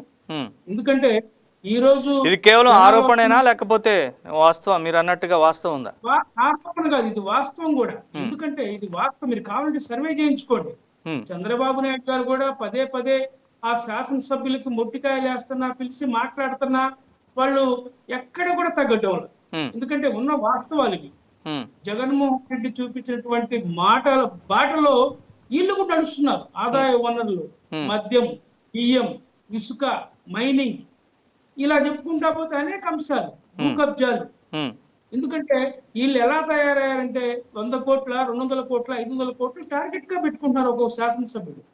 ఇవి వాస్తవాలు. ఎందుకంటే తెలుగుదేశం పార్టీ కార్యకర్తల్లో కూడా ఒక నిరాశ నిస్పృహ ఉంది. అడగండి, ఎక్కడైనా సరే సర్వే చేయించుకోమనండి, ఏ నియోజకవర్గం. ఎందుకంటే మనం కష్టపడి ప్రాణాలు తెగించి తెలుగుదేశం పార్టీని కూటమిని గెలిపిస్తే ఈ రోజు శాసనసభ్యులు వాళ్ళ కుటుంబ సభ్యులు కోట్లు సంపాదించుకుంటున్నారు. మన పరిస్థితి ఏంది? మీరు ఒకటి గమనించాలి. మొన్న ఇంటింటికి తెలుగుదేశం కార్యక్రమం పెట్టారు. ఇప్పుడు ఆ సర్వే చేయించుకోమనండి, రిపోర్ట్ తీసుకోమనండి. నాకు అనేక మంది మిత్రులు, తెలుగుదేశం మిత్రులు, సన్నిహితులు ఉన్నారు. వాళ్ళు చెప్పిన మాటలు నేను చెప్తా ఉన్నాను. చాలా మంది అసలు వెళ్ళలేకపోయారు. ఇంటింటికి ఎందుకు వెళ్ళాలన్నా, మేము పోయి ఏం చేసేదన్నా, మా వల్ల ఉపయోగమైంది, మా జేబులో రూపాయి ఖర్చు పెట్టుకుని మేము తిరగాల్సిన పరిస్థితి మాకు ఏంది, దరిద్రం మాకు. వాళ్ళేమో ఎమ్మెల్యేలేమో కోట్లు సంపాదించుకుంటా ఉన్నారు, వాళ్ళ కుటుంబ సభ్యులు కోట్లు సంపాదించుకున్నారు, ప్రభుత్వ భూములు దోచుకుంటా ఉన్నారు, బియ్యంలో నెలకి ఒక్కొక్కడు 25 లక్షలు 30 లక్షలు తీసుకుంటా ఉన్నాడు, ఇసుకలో కొట్టేస్తా ఉన్నారు, మద్యంలో ఎంఆర్పి రేట్ని పెంచి అమ్ముకుంటా ఉన్నారు. మాకేంది ఈ కర్మ, మాకు ఒక కాంట్రాక్ట్ లేదు, మాకు 10 రూపాయలు వచ్చే ఆదాయం వచ్చేది లేదు, మేదైనా పని చేయించుకోవాలంటే ఎంఆర్ఓ కాడికి పోవాలన్నా కానీ ఎమ్మెల్యేకి ఫోన్ చేయాలా, ఏంది దరిద్రం మాకని వాళ్ళు నిరాశ నిస్పృహలో ఉన్నారు. ఇది వాస్తవం. అందుకంటే జగన్మోహన్ రెడ్డి ఇది గమనించే ఇప్పుడు మనకి అనుకూలమైన పరిస్థితులు ఉన్నాయి, మీరు ఎక్కడా తగ్గొద్దు. పోలీసు వాడు ఎవడన్నా మాట్లాడినా, అధికార బలం ఉపయోగించినా మీరు తగ్గకుండా గట్టిగా ఉండండి. వాళ్ళని డిజిటల్ బుక్ లో ఎంటర్ చేద్దాం. మేము మళ్ళీ అధికారంలోకి వస్తే, తెలుగుదేశం ఉండేది అధికారంలో 3 సంవత్సరాలే, మేము అధికారంలోకి వస్తే మళ్ళీ 5 సంవత్సరాలు అధికారంలో ఉంటామని చెప్పి వాళ్ళకి హెచ్చరించండి అని కూడా ఆయన మాట్లాడాడు. ఎందుకంటే సోదరులు గమనించాల్సిన విషయం, కూటమి నేతలు కూడా నేను గుర్తు చేస్తా ఉన్నా. ఎందుకంటే వాపు బలం అనుకోవడం కూడా కరెక్ట్ గా. ఎందుకంటే నేను మిమ్మల్ని విమర్శిస్తానని దయచేసి మీరు అనుకోవద్దు. నేను ఉన్న వాస్తవాలు చెప్తా ఉన్నా, ఫీడ్బ్యాక్ ఇలా ఉంది. అలాగే మేము కాంగ్రెస్ పార్టీ తరఫున కూడా మా వంతు కర్తవ్యంగా ఇటు ఎన్డీఏ కూటమికి అలాగే వైసీపీకి అగెనెస్ట్ గా ఇండియా కూటమి దేశవ్యాప్తంగా ఏ విధంగా ఉందో అలాగే ఈ రాష్ట్రంలో కూడా షర్మిలారెడ్డి గారి నాయకత్వంలో అన్ని మున్సిపాలిటీల్లో 123 మున్సిపాలిటీలు, అలాగే 650 జెడ్పీటీసీలు, ఎంపీపీలు, 1350 సర్పంచ్ సంబంధించినటువంటి పోటీలో కాంగ్రెస్ పార్టీ కూడా ఒక కూటమిగా ఏర్పడి వామపక్షాలను కలుపుకొని, అలాగే ప్రజాస్వామ్యవాదులను కలుపుకొని మేము ఎన్నికల్లో పోవడానికి సిద్ధంగా ఉన్నాం. మేము కూడా ఆ విధంగా ప్రణాళికలు రచించుకుంటున్నాం. ఇప్పుడే మా పార్టీ జిల్లా కార్యవర్గాలకు సమావేశాన్ని కూడా పెట్టుకొని ఏ మున్సిపాలిటీలో ఎవరెవరు అభ్యర్థిగా పోటీ చేస్తారు, సిపిఐ పార్టీ ఏంది, సిపిఎం పార్టీ ఏంది, మిత్ర పక్షాలు ఏంది, అందరినీ కలుపుకొని మేము ఎన్నికలకు రాబోతా ఉన్నాం. ప్రజాపక్షంగా ఈ రాష్ట్రంలో కాంగ్రెస్ పార్టీ షర్మిలారెడ్డి గారి సారథ్యంలో మేము ముందుకు వెళ్తామని తెలియజేస్తా ఉన్నా. అయితే ఒకటి, రాహుల్ ఇప్పుడు మన జగన్మోహన్ రెడ్డి గారు మాట్లాడేటువంటి మాటల వల్ల కొంత విద్వేషాలు తగిలేటువంటి పరిస్థితులు మాత్రం గ్రామాల్లో మరి ఉన్నాయి. కాబట్టి దీన్ని కంట్రోల్ చేయాల్సినటువంటి బాధ్యత ఉంది. అలాగే పోలీసులకు కూడా ఆత్మస్థైర్యం కోల్పోయే పరిస్థితులు కనిపించాడు ఆయన, మాట్లాడాడు ఆయన. అవును, అనేక సందర్భాల్లో పోలీసుల్ని బెదిరించేలాగా మాట్లాడారు. నేను అది చెప్తా ఉన్నా. ఇప్పుడు ఆయన మాటలో కూడా పోలీసులు కూడా భయపించే వాళ్ళు కూడా నేనేమన్నా పడే పరిస్థితి ఈరోజు తీసుకొచ్చినటువంటి పరిస్థితులు. ఎందుకంటే పోలీసు వాళ్ళు కూడా పరిస్థితి ఎలా ఉందంటే, ఈ రోజు వాళ్ళు పోస్టింగ్ చేయించుకోవాలన్నా కానీ 25 లక్షలు 30 లక్షలు ఇచ్చి పోస్టింగ్ చేయించుకుంటున్నారు. వాళ్ళు వచ్చిన నుంచి ఎమ్మెల్యే ఏం చెప్తే అది ఆ అవినీతికి వీళ్ళు పాల్పడతా ఉన్నారు. బాధితులే నిందితులుగా ఎఫ్ఐఆర్ నమోదయ్యే పరిస్థితి కూడా ఈ రాష్ట్రంలో ఉంది. ఈ వాస్తవాలు ఇది కావాలంటే సోదరుడు అజయ్ గారు కానివ్వండి, బీజేపీ నాయకుడు పవన్ గారు కానివ్వండి, ఫీడ్బ్యాక్ తీసుకోమనండి. గ్రామాల్లో ఇంటింటికి వెళ్ళి నెల రోజుల పాటు కార్యక్రమం చూశారు కదా. ఎక్కడో ఎమ్మెల్యే గారో మంత్రి గారో లేకపోతే ఇంకొక ముఖ్య నాయకుడు పోయిన కాడ జనాలను కోడేసి హడావుడి చేశారు తప్ప కార్యకర్తలు ఎక్కడ కూడా ఏ ఇంటికి వెళ్ళలా. కొన్ని చోట్ల జరుగుండొచ్చు బాగా, శాసనసభ్యులు గౌరవం ఉన్న చోట, కానీ ఎక్కువ శాతం చోట్ల మాత్రం ఇలాంటి పరిస్థితులు ఏర్పడ్డాయి. దీన్ని మీరు గమనించుకోవాల్సిన అవసరం ఉంది. ఇది ఒక ఫీడ్బ్యాక్ తీసుకోవాల్సిన అవసరం ఉంది స్థానిక సంస్థల ఎన్నికలకు దృష్టిలో పెట్టుకోవాలని చెప్పి నేను కోరుతాను. రైట్ పవన్ గారు, సో సైదా గారు చెప్తున్నారు సుమోటోగా రాష్ట్ర ఎన్నికల కమిషన్ కావచ్చు లేదా కేంద్రం, ఈ రెండు కూడా సుమోటోగా తీసుకోవాలి జగన్మోహన్ రెడ్డి ఇట్లాంటి వ్యాఖ్యల్ని అనేది ఆయన కొంత ఆందోళన కూడా వ్యక్తం చేస్తున్నారు. జగన్మోహన్ రెడ్డి వ్యాఖ్యల వల్ల గ్రామాల్లో కొంత కట్టుబాటు తప్పే అవకాశం ఉంది, దీనివల్ల కొట్లాటలు జరిగే అవకాశం ఉంది, ఆ విధంగా ప్రేరేపిస్తున్నారు అనేది సైదా గారి మాటల్లో ఒక ఆందోళన కనిపిస్తోంది. మ్యూట్లో ఉంది సార్, మీ వాయిస్ రావట్లేదు. స్థానిక సంస్థల ఎన్నికల్లో సాధారణంగా అక్కడే ప్రత్యర్థులు వాళ్ళందరూ అక్కడే ఉండడం వల్ల కొంత వాతావరణం ఉంటుంది. ఏదైతే ఘర్షణ వాతావరణం ఉన్నప్పటికీ కూడా వాళ్ళంతా స్థానికులే కాబట్టి అది ఎక్కువ శృతి మించు. ప్రతి చోట కూడా ప్రతిసారి కూడా మున్సిపాలిటీలోనైనా ఎంపీటీసీలైనా పంచాయతీలోనా మొదలు ఓటింగ్ బూతుల దగ్గర ప్రచారం జరిగేటప్పుడు కూడా వాళ్ళు వీళ్ళు తక్కువ ప్రదేశం ఉంటుంది. మున్సిపాలిటీ వార్డు అంటే 1200 ఓటింగ్ ఉంటుంది. ఏదైతే పంచాయతీ అన్నా సరే 1000-1500 వచ్చే పంచాయతీలు, పెద్ద పంచాయతీలు 7000, 8000, 10,000 కూడా ఉన్న పంచాయతీలు ఉన్నాయి. ఎంపీటీసీ తక్కువ పరిధి ఉంటుంది కాబట్టి వీళ్ళు వాళ్ళు అక్కడే ఉండడం, ప్రచారంలో తరచూ ఎదురుపడడం, ఒకళ్ళకొకళ్ళు కొంత వాతావరణం ఉన్నప్పటికీ ఎలక్షన్ రోజు మరింత వేడిగా ఉన్నప్పటికీ కూడా ఇంకా గెలిచిన తర్వాత ఇంకా స్థానికులే కాబట్టి వాళ్ళు సర్దుకుంటారు. ఇటువంటి వాటి వల్ల ఎట్ల వల్ల కూడా పెద్ద ఇబ్బంది ఏముండదు. ఖచ్చితంగా ఆయన జగన్మోహన్ రెడ్డి గారు వాళ్ళ పార్టీ కోసం అతను ఆ రకంగా చెప్పుకుంటున్నారు. ఎందుకంటే వాళ్ళకి అభ్యర్థులు ఉండకపోవచ్చు, ఇనామస్ ఎక్కువ అవడానికి అవకాశం ఉంది. ఆయన ఎట్టి పరిస్థితుల్లోని నిలబెట్టండి, కూటమి హవా నడుస్తుంది, కూటమి హవాలో అసలు అభ్యర్థులు ఉండరు, అధికార పార్టీకి వ్యతిరేకంగా ఉండరు కాబట్టి మనం ఎట్టి పరిస్థితుల్లోని పోటీ చేయాలి, అక్కడ మనకి క్యాండిడేట్లు ఉండాలి, అక్కడ పోటీ చేయాలి, అక్కడ వర్గాన్ని అక్కడ పార్టీ క్యాడర్ని కాపాడుకోవాలనే ఉద్దేశంగా దాంతో అది కూడా ఆయన ఏదైతే గతంలో అవినీతి సొమ్ముందో దాన్ని అంతా కూడా ఉపయోగించండి అని చెప్తున్నారు. పోలీసుల్ని కొత్తగా డిజిటల్ బుక్లో ఎక్కించండి, వాళ్ళు మళ్ళీ మనం అధికారంలోకి వచ్చిన తర్వాత వాళ్ళ లూప్లైన్లో పెట్టడం, వాళ్ళ మీద యాక్షన్ తీసుకోవడం, సస్పెన్షన్ అంటే అలాగే చర్యలు కూడా ఇప్పుడే ఆయన చెప్పేస్తున్నారు. గతంలో కూడా అదే రకమైన ధోరణి ప్రదర్శించారు. గతంలో ఎయిర్పోర్ట్లో ఒకసారి విశాఖపట్నం ఎయిర్పోర్ట్లో ఆపినప్పుడు కూడా ఆయన్ని వచ్చి ఇది మా ప్రభుత్వమే అన్నారు. అప్పుడు వచ్చారు కానీ ఈసారి ఆ అవకాశం ఉండదు. ఆయన ఇప్పట్లో వచ్చే పరిస్థితులు ఏమి లేవు. కానీ ఆ బుక్కులు రాసుకోవడం, డిజిటల్ బుక్కులు రాసుకోవడం అంతా కూడా ఆయన రాసుకుంటానే ఉండాలి తప్ప, కానీ వచ్చే ఎన్నికల్లో కూడా ఆయనకి ఏ విధమైన అవకాశాలు ఉండవు. ఏంటంటే స్థానిక ఎన్నికలు అంతా కూడా మంచిగా జరుగుతాయి. కానీ ఆయన ఇంకో మాట కూడా చెప్తున్నారు, జరుగుతాయంటే జరగకపోవడానికి కూడా అవకాశం ఉంది. సుమారు 44 లక్షల ఓట్లు తొలగించారు సర్ ద్వారా.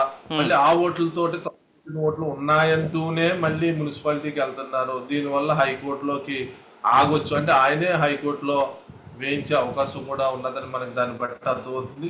ఎందుకంటే వేయచ్చు, ఆగొచ్చు అన్ని ఆయనే చెప్తున్నారు. చెప్తూనే మీరందరూ కూడా అభ్యర్థులు అంటే కేడర్ కాపాడుకునే ఒక ప్రయత్నం అయింది. ఆయన ఎంత కాపాడుకున్నప్పటికీ కూడా కూటమి హవాలో 190% పైనే కూటమి క్యాండిడేట్లే స్థానిక సంస్థల ఎన్నికల్లో గెలిచి తీరుతారు అని చెప్పిన. రైట్. అజయ్ గారు మీరు ఇందాక సైదా గారు అంటున్నట్లుగా ఆల్ ఈజ్ వెల్ అనుకోవద్దు, కింది స్థాయిలో కొంత అసంతృప్తి ఉంది, అందుకనే జగన్మోహన్ రెడ్డి ఇది పసిగట్టే ఏకగ్రీవాలు చేయొద్దు, మనం పోటీలో ఉండాలి, దీన్ని ఎన్కాష్ చేసుకోవాలి అనే వ్యూహంతో జగన్మోహన్ రెడ్డి ఉన్నారని సైదా గారి మాటలను బట్టి మనకి అర్థం. దీని ఏమంటారు మీరు సైదా గారి మాటలతో? నరేష్ గారు, జగన్మోహన్ రెడ్డి గారు చెప్పిందో లేదా ఇంకొకరు చెప్పిందో మేము ఉత్తగట్టించాల్సిన అవసరం మాకు లేదు. కూటమిగా మేము కోరుతా ఉన్నాం, ప్రజాస్వామ్యయుతంగా ప్రతి ఒక్కళ్ళు పోటీలో ఉండాలి మేము కోరుకుంటా ఉన్నాం. వాళ్ళు కోరుకోవడం కాదు నరేష్ గారు, మేము కోరుకుంటా ఉన్నాం. ప్రజాస్వామ్యయుతంగా ప్రతి పార్టీ పోటీలో ఉండాలి. అప్పుడే మేము చేస్తున్న సంక్షేమ కార్యక్రమాలు, అభివృద్ధి, ఉద్యోగ కల్పన, మా నాయకులు పడుతున్న కష్టం ఎంత ఉందో కూడా మాకు కూడా తెలుస్తుంది. కాబట్టి ఎక్కడ మేము ఏకగ్రీవాలకో భయభ్రాంతులు గురి చేసేదానికో మేము ఎక్కడా ప్రయత్నించడం లేదు. అన్న సాయిదా గారు మాలాంటి కార్యకర్తలను పొగుడుతూనే మా ఎమ్మెల్యేల మీద, మా ప్రభుత్వం మీద కొన్ని ఆరోపణలు చేశారు. అన్న మీ ద్వారా, నరేష్ గారు మీ ద్వారా అన్నకు తెలియజేస్తా ఉన్నా, తెలుగుదేశం పార్టీలో కానీ కూటమిలో కానీ డబ్బులు తీసుకొని పోస్టింగ్లు ఇచ్చేదానికో లేదా ఎమ్మెల్యేలు ఓ పరిధి దాటి ప్రవర్తించేదానికో కూటమిలో కానీ తెలుగుదేశంలో కానీ అవకాశం లేదన్న. ఎందుకంటే మా నాయకుడు ఏ విధంగా పనిచేస్తాడో సీనియర్ పొలిటీషియన్ మీకు కూడా తెలుసు. దాంతో పాటు వాళ్ళ గౌరవ నారా లోకేష్ గారు ఏ విధంగా కార్యకర్తలతో మమేకం అవుతూ ప్రతినిత్యం కార్యకర్తల అభిష్టం మేరకు ఎమ్మెల్యేలు అంటే శాసనసభ్యులు, పార్లమెంటు సభ్యులు మాకు ఏ రకంగా పనిచేయాలి, అదే విధంగా కూటమి ఏ విధంగా కలిసి ఉండాలి. ఆ రోజు ఏ విధంగా నారా చంద్రబాబు నాయుడు గారు గౌరవ ఈ రోజున్న ముఖ్యమంత్రులు, ఆ రోజు ప్రతిపక్ష నాయకుడిని అక్రమంగా అరెస్ట్ చేసినప్పుడు గౌరవ పవన్ కళ్యాణ్ గారు ఏ విధంగా చంద్రబాబు నాయుడు గారితో తోడున్నారు. ఈ రోజు మనందరం ఎందుకు కలిసి ఈ రాష్ట్రంలో పోటీ చేశాం, ఈ రోజు మన కష్టం ఏంటి, మన ప్రతిఫలాలు ఏంటి, ఏ విధంగా మనందరం కలిసి ముందుకు వెళ్ళాలో ప్రతి నిత్యం నారా చంద్రబాబు నాయుడు గారు, గౌరవ పవన్ కళ్యాణ్ గారు, గౌరవ నారా లోకేష్ గారు కేంద్ర ప్రభుత్వ సహాయ సహకారాలతో యావత్ ఆంధ్రప్రదేశ్ ప్రజలకు చెబుతూనే ఉన్నాం. నరేష్ గారు ఈ రోజు ఇందాక అన్న చెప్పాడు 25 లక్షలతో ఏదో పోస్టింగ్లు, ఎస్ఐ పోస్టింగ్లు, సిఐ పోస్టింగ్లు అని. తెలుగుదేశం పార్టీలో కానీ లేదా కూటమిలో కానీ అంత అవకాశం లేదన్న. అది వైఎస్ఆర్సీపీ ప్రభుత్వంలో అయి ఉండొచ్చు. ఒకవేళ మీరు ఇని ఇప్పుడు కూడా జరుగుతున్నాయేమో, ఇప్పుడు కూడా జరుగుతాయేమో అని మీరు అనుకోవచ్చేమో. కానీ శాసనసభ్యులు గీత దాటితే ఏ విధంగా చర్యలు ఉంటాయి, ఏ విధంగా కూటమిగా నరేష్ గారు ఇక్కడ తెలుగుదేశమా, జనసేన, బీజేపీ కాదు, కూటమిగా ఏ విధంగా ఒక శాసనసభ్యుడు, ఒక పార్లమెంటు సభ్యుడు గీత దాటితే ఏ విధంగా చర్యలు ఉంటాయో చాలా ఎగ్జాంపుల్స్ మీ ద్వారా ఆంధ్రప్రదేశ్ ప్రజలు చూశారు. నరేష్ గారు ఈ రోజు మీ ద్వారా యావత్ రాష్ట్రానికి, అలాగే ఈ రోజు అన్నకి కొన్ని అనుమానాలు ఉన్నాయి. మీరు చేస్తున్న సుపరిపాలన సరిగ్గా ఉందని మీరు అనుకుంటా ఉన్నారు. అది కాదు నరేష్ గారు, మీ ద్వారా అన్నకు చెప్తా ఉన్నా, ఖచ్చితంగా ప్రభుత్వంలో ఇంత రాష్ట్రంలో పరిపాలన జరుగుతున్నప్పుడు ఖచ్చితంగా లోపాలు ఉంటాయి, చిన్న చిన్న లోపాలు. వాటన్నిటినీ మీలాంటి విఘ్నులైన సీనియర్ పొలిటీషియన్స్ మీరు చెప్పాలి. దాన్ని మా ప్రభుత్వం దృష్టికి మేము తీసుకెళ్ళాలి. ఈ మీడియా ద్వారా మా అధినాయకులు తెలుసు. సైదా గారు కూడా అనేది అదే, లోపాలు ఉన్నాయి, ఆ లోపాలని సరిదిద్దుతున్నారా లేదా అనేది. నరేష్ గారు ఇది వైఎస్ఆర్సీపీ ప్రభుత్వం కాదు, కూటమి ప్రభుత్వం. ఈ రాష్ట్రానికి గౌరవ ముఖ్యమంత్రి నారా చంద్రబాబు నాయుడు గారు. ఈ రోజు అన్న సైదాన్న గారు చెప్పిన మాటలు మేము ఏ విధంగా తీసుకుంటా ఉన్నాం. అదే విధంగా నిజమైన ప్రతిపక్షంగా ఈ రాష్ట్రంలో వాళ్ళు ఉండాలి అనుకుంటే, లోపాలుంటే ఎక్కడైనా పరిపాలనా లోపాలైనా సంస్థాగత లోపాలైనా మీరు ప్రభుత్వం దృష్టికి తీసుకువస్తే వాటిని సరిచేసి ముందుకు వెళ్ళటానికి ఎక్కడ వేషజాలాలకు పోకుండా కూటమి ప్రభుత్వం సిద్ధంగా ఉంది. ఇది గౌరవ నారా చంద్రబాబు నాయుడు గారు పరిపాలిస్తున్న ఆంధ్రప్రదేశ్ రాష్ట్రంలో ఉన్న కూటమి ప్రభుత్వం. గౌరవ పవన్ కళ్యాణ్ గారు ఈ రాష్ట్ర భవిష్యత్తు కోసం కూటమిగా కలిసిన ప్రభుత్వం. కేంద్ర ప్రభుత్వ సహాయ సహకారాలతో ఈ రాష్ట్రంలో ఉన్న నిరుద్యోగ యువకులకు ఉద్యోగ కల్పన చేస్తున్న ప్రభుత్వం. ఏదైతే ఇవాళ నేను మీ ద్వారా చెబుతా ఉన్నా, నరేష్ గారు, ఇంత పెద్ద వ్యవస్థలో ఖచ్చితంగా చిన్న చిన్న లోపాలు ఉంటాయి. ఆ లోపాలు మీరు తెలియజేయాలి ప్రతిపక్షంగా. వాటిని మేము సహేతుకంగా తీసుకొని సరిదిద్దుకుంటూ ఈ రాష్ట్రానికి సుభిక్షమైన సుశిక్షితమైన సుపరిపాలన అందించాలని చెప్పి కూటమి కోరుకుంటా ఉంది గౌరవ నారా చంద్రబాబు నాయుడు గారి నాయకత్వంలో. నరేష్ గారు, మీ ద్వారా ఈ రాష్ట్రంలో ఉన్న అన్ని పార్టీలకి కూటమిగా మీరందరూ ప్రజల వద్దకు రండి. రాబోయే సంస్థాగత ఎలక్షన్స్ లో మీ బాధ్యతని మీరు కొనసాగించండి. ఎక్కడ కూటమి నాయకులుగా మీ నామినేషన్లు వేయటాన్నో మీరు ఇళ్లకు తిరిగి ఆ ఓటు అడగటాన్నో ఎక్కడా మేము అడ్డుకోము. ఎందుకంటే నరేష్ గారు, ఒక క్రమశిక్షణ కలిగిన పార్టీలో కార్యకర్తలుగా మేము పనిచేస్తా ఉన్నాం. మీకు ఇందాక ఒక మాట చెప్పా, నిజంగా కూటమిగా వైఎస్ఆర్ సిపిని భయపెట్టాలంటే ఈ రోజు మాకున్న బలానికో మాకున్న ధైర్యానికో, నరేష్ గారు మీకు ఒక విషయం గుర్తు చేస్తా, చెప్పండి. వైఎస్ఆర్ సిపి ప్రభుత్వం జగన్మోహన్ రెడ్డి రాష్ట్రానికి ముఖ్యమంత్రిగా ఉన్నప్పుడే ఈ రాష్ట్రంలో అనేక పోరాటాలు చేసిన Telugu Desam party, Janasena party, BJP ఇబ్బందులు గురి చేయాల్సి వస్తే మేము ఏం చేయగలమకూడదు. కానీ ఒక క్రమశిక్షణ కలిగిన పార్టీల్లో పనిచేస్తున్న కార్యకర్తలుగా, క్రమశిక్షణ కలిగిన పార్టీని నడిపిస్తున్న మా అధినాయకత్వం ఒకటే చెబుతా ఉంది, కూటమిగా మేము ఒక నిర్ణయం తీసుకుంటాం, అభ్యర్థులు నిలబెడతాం. మీరు ఆ అభ్యర్థుల గెలుపుకి ప్రతి ఇంటికి తిరిగి కూటమిగా ఈ రాష్ట్రం అభివృద్ధి కోసం కూటమి ఏం చేస్తుందో చెప్పి ఓటు అడిగి ఆ సంస్థాగత ఎన్నికల్లో ఆ వార్డు సభ్యుడినో సర్పంచ్నో జడ్పీటీసీలో గెలిపించాలని మా అధినాయకత్వం పిలిపించింది తప్ప జగన్మోహన్ రెడ్డి మాదిరి విధ్వంసాలు చేయండి, మీరు విధ్వంసాలు చేస్తే మీకు పదవులు వస్తాయి, మీరు ఎంపీ మాజీ సర్పంచుల అభ్యర్థుల్లో మాజీ ఏకగ్రీవం అయితేనే టికెట్ ఇస్తాము ఇట్లాంటి మాటలు అన్నట్టు మీరు భయభ్రాంతులకు గురి చేస్తే పదవులు ఇస్తామని చెప్పి ఎక్కడ మా కూటమి నాయకులు పిలిపివ్వలేదు, చెప్పరు. అవకాశం కూడా మా పార్టీలో లేదు. నరేష్ గారు, రైట్. సాయిదా గారు, కంక్లూడింగ్ గా చెప్పండి. ఇందాక మీరు ఈసారి కాంగ్రెస్ పార్టీ కూటమిగా బరిలో దిగుతుంది వామపక్షాలతో కలిసి అంటున్నారు. కాంగ్రెస్ అంటే మళ్ళీ ఉనికి చాటుకోబోతోంది కాంగ్రెస్, ఎట్లా ఏం చెప్తారు మీరు? సురేష్, నరేష్ గారు, డెఫినెట్ గా మేము ఈ రాష్ట్రంలో మళ్ళీ పూర్వ వైభవం దిశగా ముందుకెళ్తాం. రాహుల్ గాంధీ గారు ఈ రోజు దేశవ్యాప్తంగా ఆయన చేస్తున్నటువంటి కార్యక్రమాలన్నీ కూడా ఈ దేశ ప్రజలు గమనిస్తున్నారు. బీజేపీ ప్రధాన ప్రత్యర్థిగా ఈరోజు దేశవ్యాప్తంగా కాంగ్రెస్ ఉన్నందులో ఎలాంటి సందేహం లేదు. దక్షిణాది రాష్ట్రాల్లో మీరు చూస్తూ ఉన్నారు, కాంగ్రెస్ పార్టీ బలమైన పునాది పార్టీ. ఒక పక్కన ఇటు కర్ణాటక రాష్ట్రంలో అది మేము అధికారంలో, ఇటు పక్కన మనం చూసినట్లు తమిళనాడు కానీ తెలంగాణలో కానీ మరి మా కూటమి అధికారంలో ఉన్న పరిస్థితి మీరు చూస్తూ ఉన్నారు. దీని ప్రభావం తప్పనిసరిగా ఆంధ్రప్రదేశ్ పైన ఉంటుంది. డెఫినెట్ గా మరి 29 ఎన్నికల నాటికి ఈ రాష్ట్రంలో కాంగ్రెస్ పార్టీ పుంజుకుందంటలో ఎలాంటి సందేహం లేదు.